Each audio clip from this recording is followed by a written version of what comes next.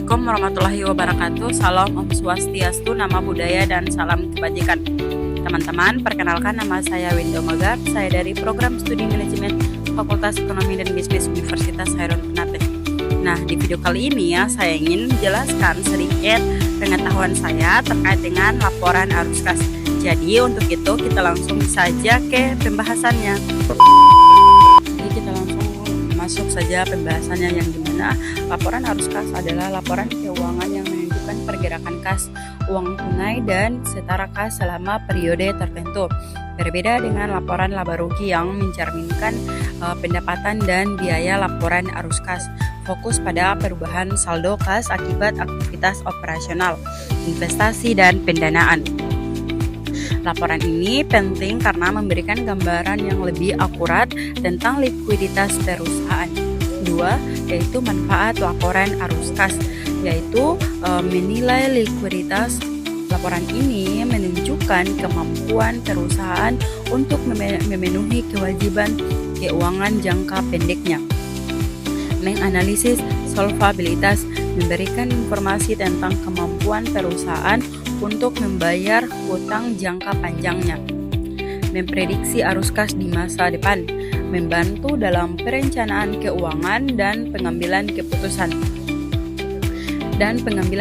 investasi.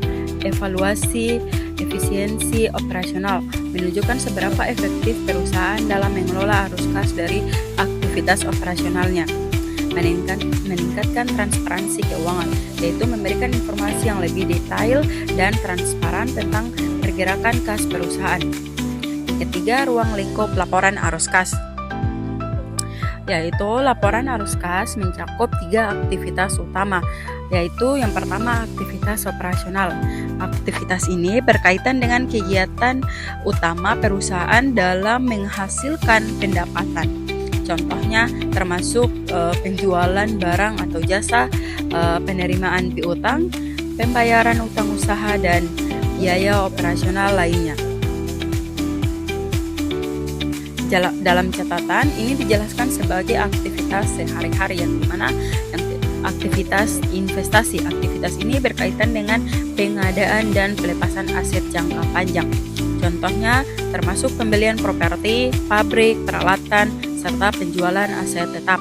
Dalam catatan ini menjelaskan sebagai membangun atau membeli sesuatu. Aktivitas pendanaan.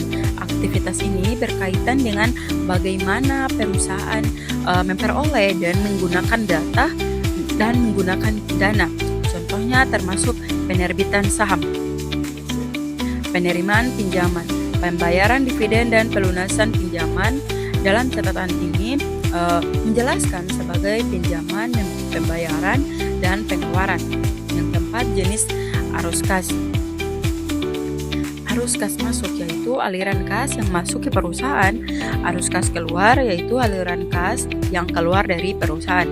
Arus kas bersih, selisih antara arus kas masuk dan arus kas keluar menunjukkan peningkatan atau penurunan saldo kas bersih selama periode tersebut.